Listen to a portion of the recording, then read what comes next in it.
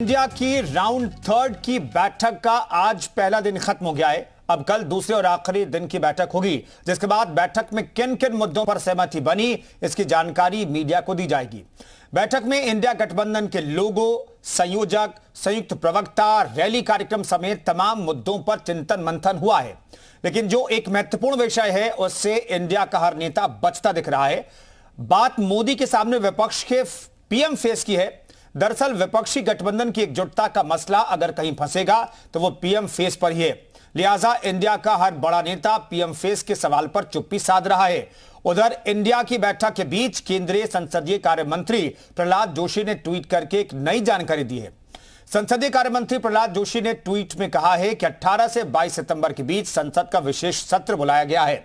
इस सत्र में कुल 5 बैठकें होंगी। अब अटकलें लगाई जा रही हैं कि क्या सत्र के दौरान सरकार कोई बड़ा बिल लाने जा रही है। कहा जा रहा है कि सरकार एक देश एक चुनाव का बिल विशेष सत्र में लाने की तैयारी कर रही है।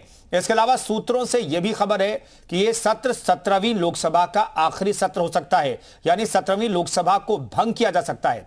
हालांकि यहां स्पष्ट कर दें कि यह सिर्फ अटकलें हैं।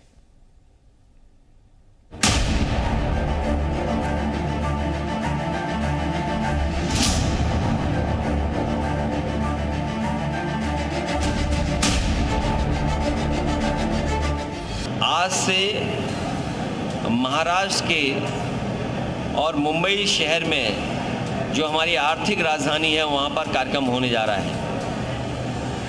पूरे देश की जनता को भरोसा है कि ये गठबंधन तैयार होगा और भारतीय जनता पार्टी देश से बाहर जाएगी।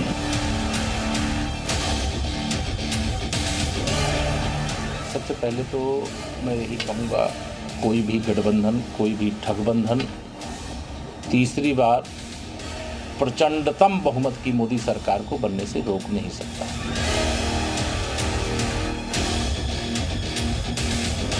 समाजवादी पार्टी फ्रस्ट्रेशन में है और घोषी को छोड़ करके अपने अपने वातानुकूलित कक्षों में, घरों में सो रहे हैं। भारतीय जनता पार्टी जनता के साथ है, कंधे से कंधा मिलाकर काम कर रही है।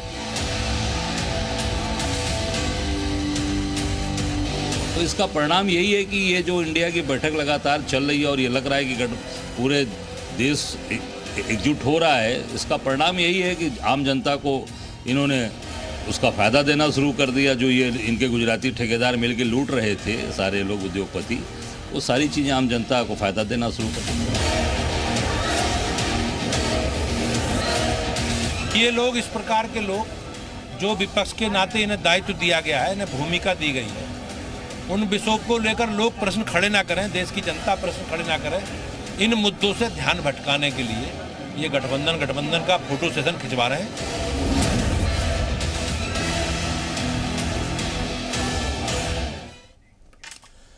तो तीसरे दौर की बैठक INDIA यानी कि इंडिया गठबंधन की मुंबई में चल रही है। पहले पटना, फिर बेंगलुरु और अब मुंबई में यह बैठक हो रही है और यह बैठक सबसे महत्वपूर्ण कही जा रही है। इस बैठक में स्वरूप किस तरीके का होगा इंडिया का और किस तरीके से एनडीए को हराने की रणनीति बनाई जाए, इस पर मंथन किया जा रहा है। कल उम्मीद की जा रही है कि बैठक खत्म होने के बाद प्रेस कॉन्फ्रेंस होगी और किन किन मसलों पर सहमति बनी है तमाम गठबंधन के सहयोगियों के बीच, यह तस्वीर साफ होगी। तो इस मसले पर बातचीत करने के लिए तमाम मेहमान भी हमारे साथ जुड़े हुए हैं। हरीश श्रीवास्तव बीजेपी प्रवक्ता हमारे साथ मौजूद हैं, मनोज राय जी हमारे साथ प्रवक्ता समाजवादी पार्टी के मौजूद हैं, सुनील अर्कवंशी प्रवक्ता बीएसपी के मौजूद हैं, राज शर्मा प्रवक्ता कांग्रेस के मौजूद हैं, सर्वेश सिंह राजनीतिक विश्लेषक हमारे साथ मौजूद हैं। तो सुनील अर्कवंशी हमारे साथ भी जुड़ेंगे आगे। तमाम मेहमानों को बहुत बहुत स्वागत है। हरीश श्रीवास्तव साहब, आप लोग इसे ठगबंधन कहते हैं, कुछ और नाम देते हैं, आखिर राजनीतिक तौर पर गठबंधन बनते हैं, गठबंधन बनाए और जोश के साथ ये गठबंधन बनाए आप लोगों को हराने के लिए? नहीं, देखिए, खराती जिताती जनता जनार्दन जी, ये कोई गठबंधन किसी को नहीं हरा सकता।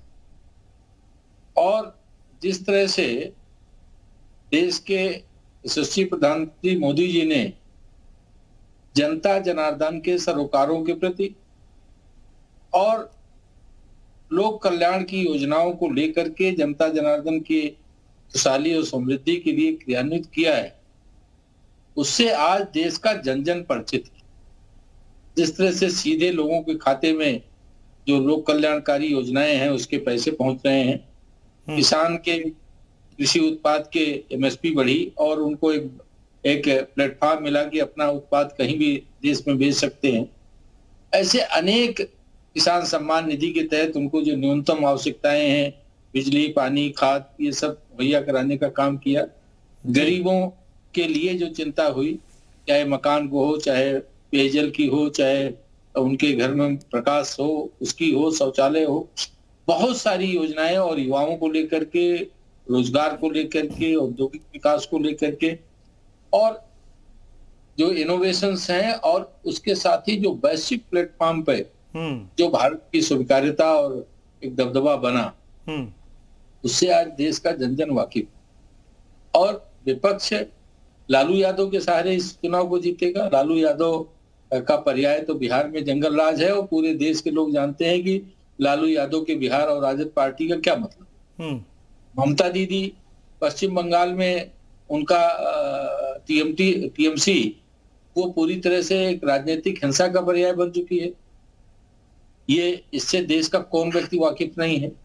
तो क्या ये इस तरह के नेताओं के सहारे जो परिवार और व्यक्ति की केंद्रित दल हैं, ठीक है, या उत्तर प्रदेश की समाजवादी पार्टी को ले लीजिए, या जो भी इनके चाहे वो साउथ में स्टालिन हो या अन्य लोग जो इनके साथ खड़े हैं, हरीश श्रीवास्तव साहब, ये तो आप लोगों का परसेप्शन है, आप लोगों का नजरिया, उनका नजरिया इन पार्टियों के लिए, इन दलों के लिए, इन नेताओं के लिए अलग है। मनोज राय जी, सवाल मेरे नजरिया का नहीं, हाँ, सवाल जनता जनार्दन के परसेप्शन का है। ठीक है, यही तो तय करना है, और चुनाव यही तय करता है कि जनता का परसेप्शन किस गठबंधन के लिए, किस दल के लिए कैसा है। मनोज राय साहब, अब फिर से बैठक हो रही, तीसरे दौर की बैठक हो रही है, और अखिलेश यादव को भी हमने सुना, इससे वो उत्साहित है कि भाई बैठकों का दौर चल रहा है, लेकिन इन बैठकों का नतीजा क्या निकल रहा है, जनता ये जानना चाहती है। तीसरी बैठक है, क्या रिजल्ट निकला है? ये 200 सिलेंडर कम हो गया है, ये रिजल्ट है क्या? नतीजा ये निकला है कि अभी चंद्रयान वैज्ञानिकों के मेहनत से छोड़ा गया और प्रधानमंत्री जी वहां चले गए फोटो खिंचाने। जब देश वैज्ञानिकों को सुनना चाहता था तो प्रधानमंत्री जी के बाद भारतीय जनता पार्टी के राष्ट्रीय अध्यक्ष लगे भाषण देने।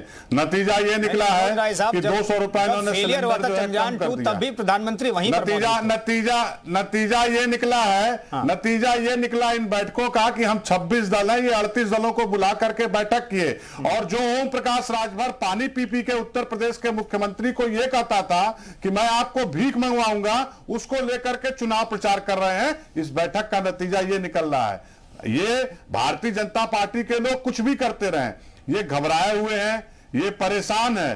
पूरे कैबिनेट उत्तर प्रदेश की 2 मुख्यमंत्रियों के साथ 40 मंत्री घोसी के उपचुनाव में कैंप हुए हैं, और उत्तर प्रदेश के चुनाव में पहली बार संभवतः ऐसा हो रहा है कि केंद्रीय सुरक्षा बल को भेज करके वहां चुनाव कराया जा रहा है। आखिर सरकार क्यों इतनी घबराई हुई है? ये जो बैठकें हो रही है इंडिया गठबंधन का, इसलिए ये चीजें हो रही हैं और सरकार घबराई हुई है। भारतीय जनता पार्टी को पता हो गया है कि वो झूठ की घड़े कितने दिन बार बार जो है लोगों के सामने पेश करेंगे। जो कहते हैं वो करते नहीं है। आज थानों में, तहसील में इतना भ्रष्टाचार है कि आदमी ये कहता है कि इससे अच्छा समाजवादी पार्टी की सरकार थी। कोई किसी नेता की सुनवाई नहीं होती है, अफसर अपनी मनमानी में है, कहीं कुछ ऐसा नहीं होता कि आम जन को राहत मिल सके। ठीक है, लेकिन मनोज जी, एक सवाल यह भी है कि अखिलेश यादव जितनी मजबूती से घोसी का विधानसभा उपचुनाव लड़ रहे हैं, उतनी मजबूती से लोकसभा के जो उपचुनाव हुए उसमें भी नहीं गए, वहां भी वोट की अपील करने नहीं गए थे, लेकिन इस बार वो मेहनत कर रहे हैं। ये मेहनत क्यों कर रहे हैं? लोकसभा के उपचुनाव में स्थानीय नेताओं ने कहा था आजमगढ़ के कि आपको आने की जरूरत नहीं है, हम लोग चुनाव जिताएंगे, हमारी मेहनत को आप देखिए। लेकिन दुर्भाग्यवश वो चुनाव धर्मेंद्र जी हार गए। मेहनत नहीं कर रहे हैं। जनता ये चाहती है, जनता ये सुनना चाहती है, जनता अखिलेश जी को देखना चाहती है, अखिलेश जी के नीतियों पर वोट करती है। जनता को भरोसा है कि इस भारतीय जनता पार्टी के जंगल राज से, माफिया राज से, भ्रष्टाचार का जो राज चल रहा है, उससे अगर कोई राहत दिला सकता है तो वो सिर्फ समाजवादी पार्टी और आदरणीय अखिलेश यादव हैं।